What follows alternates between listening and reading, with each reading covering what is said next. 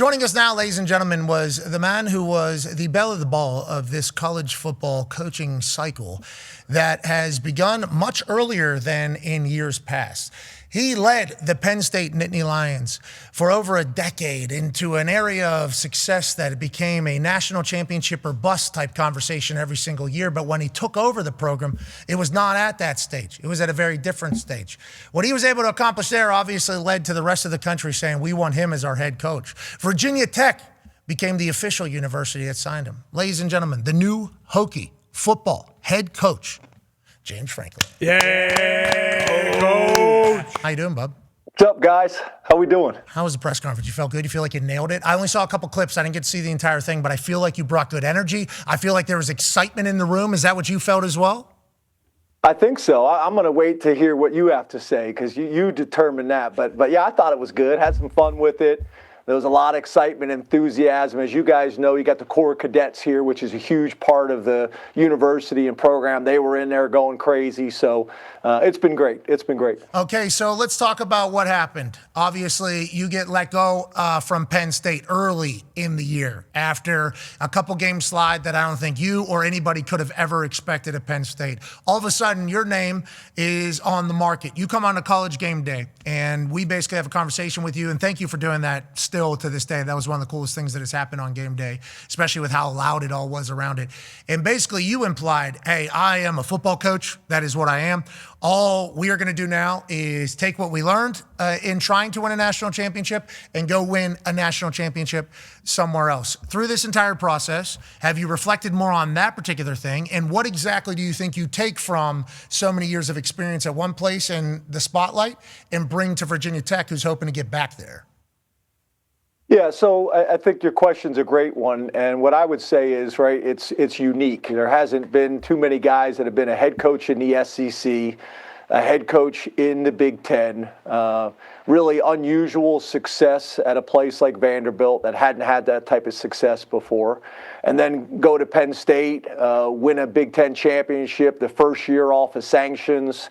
The last 3 years, we had more success than anybody in the country, but 4 programs and a few plays away for playing for the national championship. So we're very proud of what we were able to achieve there, and I am forever grateful for that time and experience. So being able to use all those lessons and experiences and now bring it to the ACC. The ACC was my first break at the University of Maryland working for Ralph Friedgen, so I have experience there. I've been a coach in the NFL with the Green Bay Packers, so just going to take all these experiences that I've been able to have and pour them into my time here at Virginia Tech. So excited about the opportunity. Obviously, we've got a ton of work to do. College football's changed. You have the ability to flip your roster a lot faster than when I took over those other 2 programs, and we're excited about the opportunity. Okay, so let's talk about that. What does it look like for the next few weeks as season goes on? You're obviously monitoring locker room, playing, practice, kind of seeing who are your guys, who are not. You're like, what does it look like for the next couple of weeks as you kind of get introduced to the football team while they're still playing? But, you know, that's kind of an interesting dynamic. Rich Rod did it last year at West Virginia. He was around for the last 2 games, and I think he learned a lot about the locker room, about from the practice, what it looks like, maybe what he can see in some of the guys and maybe not. Is that the same thing for you, or how are you kind of going about it?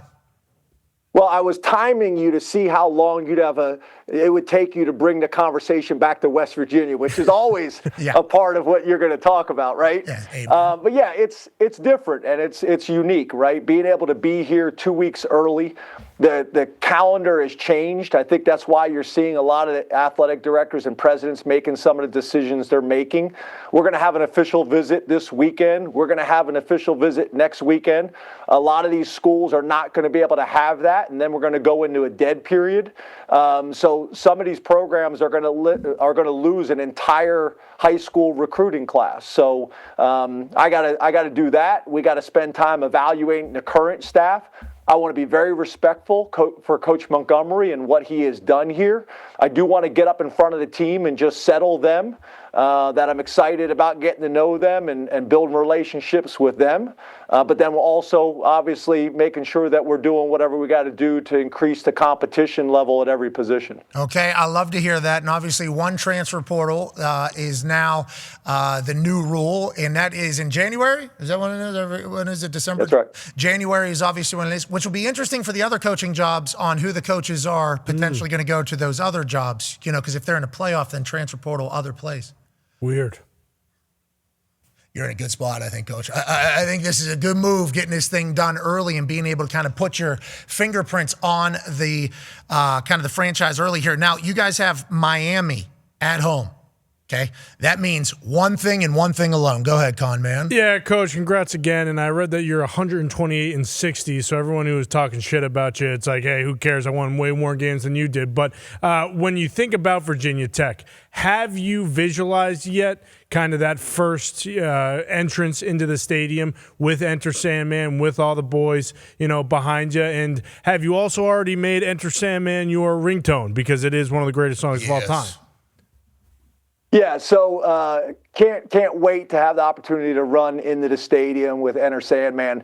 I will tell you, I think you know this. I'm more of kind of an R&B, rap, hip hop type of guy. Hell yeah. Jay-Z, Biggie. Okay. But I appreciate good music, whatever it is. And all I really care about is what it does to the fans. And that place is rocking. I've been on the other side of it, not as fun.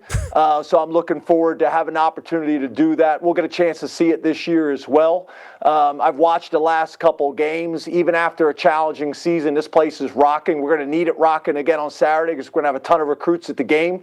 But yeah, it's exciting. It's one of the better, I think, entrances, if not the best, in all of college football.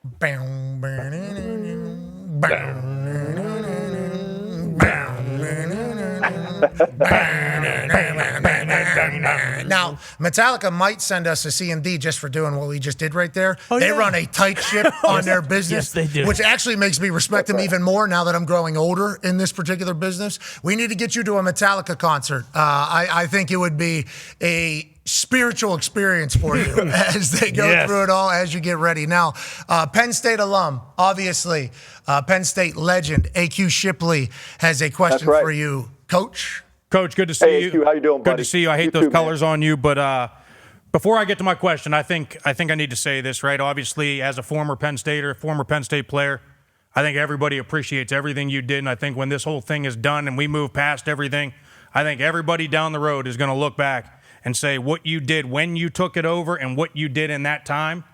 Everybody will be forever grateful for that. I think that needs to be said. But having said that, I appreciate it, AQ. Having said that, is there any thought to picking a staff now? Are you evaluating the current staff? Do you have some guys in mind that are kind of locks already? Or are you kind of waiting to evaluate your own team and your own staff before you get to that?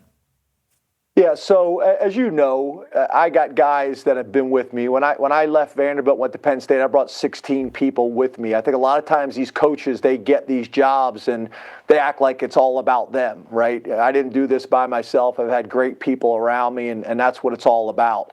So there's some people that are core to me and will continue to be.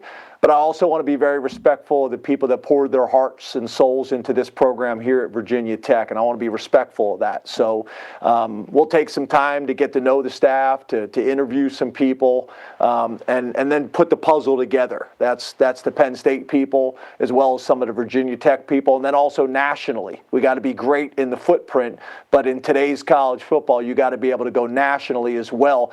Because as you guys know, I don't know why this is, but when you're running inside zone and you hand it off to Saquon Barkley, for some reason the plays work better.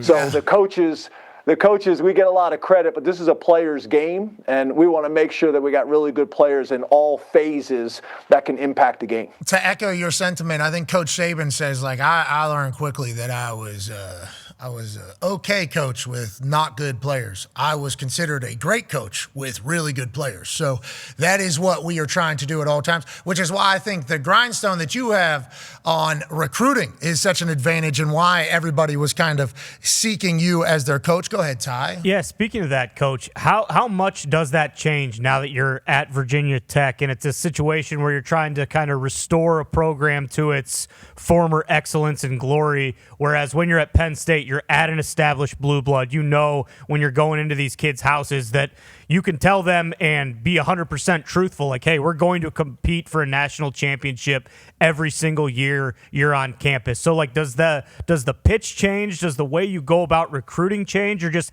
how is it different now being at Virginia Tech trying to build them back up as opposed to when you're at Penn State? Well, I think that's changed, right? We've seen that in college football. The landscape has changed, and as long as you're at a place that's committed at the highest level to win, you can do it. This season and last season, there's been evidence of that. There's also, again, the ability to turn your roster over quickly with veteran players. We're still going to be a high school developmental program because I think if you make the decision to go all in on the portal, it's hard to ever come out of that because you're going to have so much turnover every single year that you're forced to stay in that world. And we'd like to have a healthy balance between the two. I do think in year one, we're going to have an opportunity to get a bunch of players out of the transfer portal that can come in and help us compete right away. And there's also enough talent on this current roster that's going to create a really competitive environment. But long term, we'd like to have a balance between high school recruiting as our base and then complement with the portal. Yeah, it feels like the mindset very NFL-like. You build your culture through the draft, and then free agency comes in and kind of takes you to the next step, hopefully. Like to hear that you have the experience in this world and also view it the same way. I think that's why the Virginia Tech people, they interviewed 20 people. I have no idea how many people they interviewed. 20. BA told us. He signed an NDA, so he wasn't allowed to tell us anything basically throughout. Then we got him to loosen his lips a little bit. He said they talked. So that NDA's over now. That the contract's been signed. That's on you guys to figure out with BA, not with us. But he mentioned like they talked to over 20 different people or whatever, and from the beginning you were the guy. And I think it's because, and I assume that's other jobs as well. They were thinking the exact same thing. Just understanding the current world, I think, is a massive advantage. Having a brand new coach, like a coordinator or, maybe an up-and-coming promising type coach, take it over right now. You have no idea how it's going to go. For you had such a great resume. It's like, I think you're in such a good position. They always say, like, the second time you get to do something. Now, this is like your third time getting to do something, but, like, every time you only get better and better.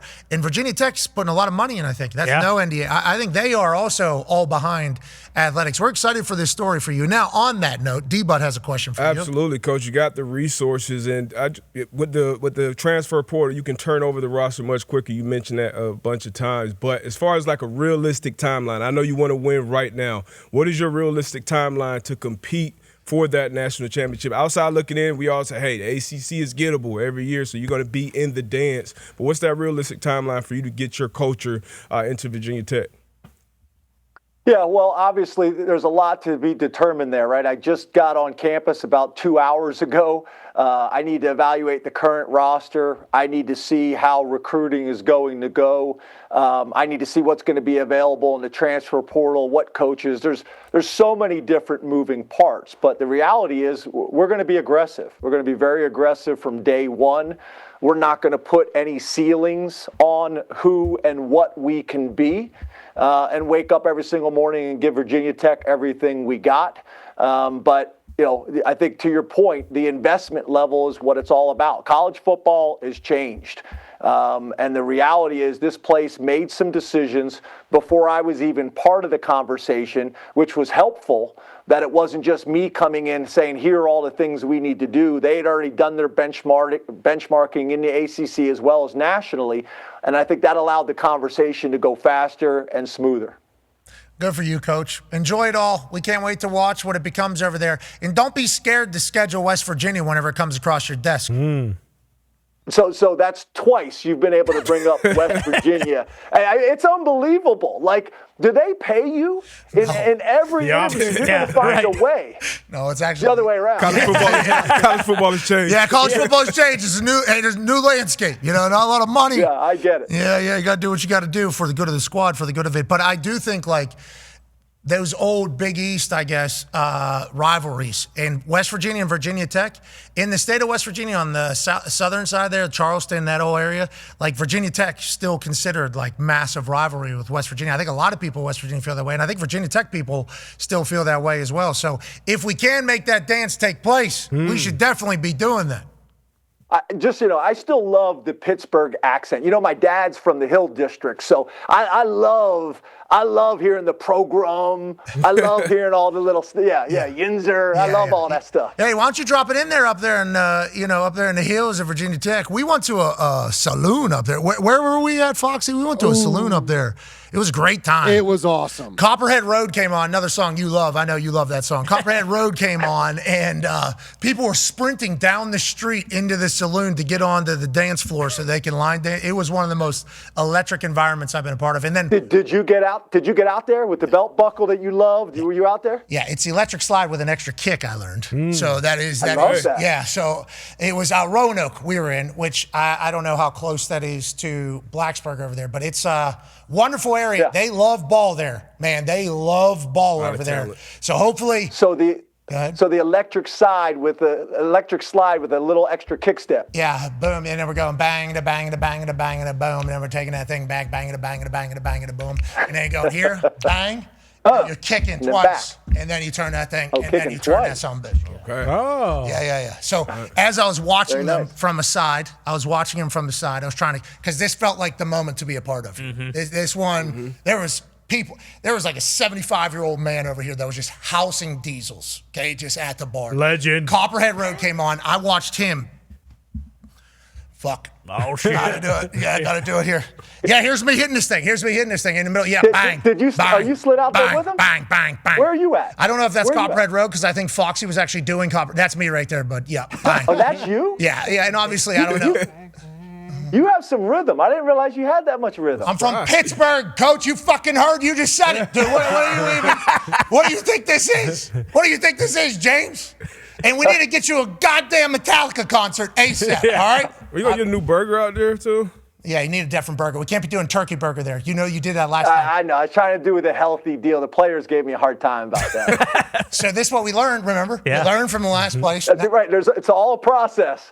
You learn, you adjust. The next one will have a pound of bacon on it. There we go. Heart attack burger. Yeah. All right. Have a good one. That's one of my lessons that I learned. Don't have the healthy burger at the local restaurant. See, that might have been the whole. Just trying to get better. That might have been the thing. Hell yeah.